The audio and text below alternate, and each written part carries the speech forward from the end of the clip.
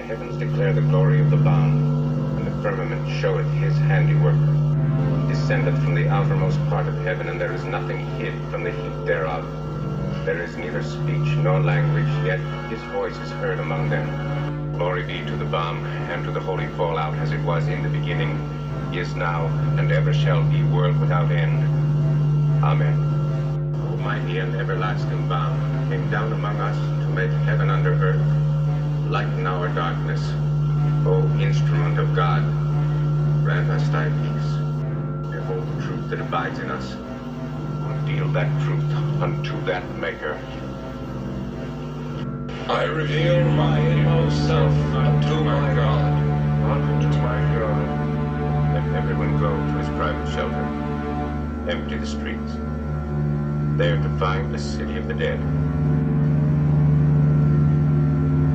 May the blessing of the Balm Almighty and the fellowship of the holy fallout descend on us all, this day and forevermore.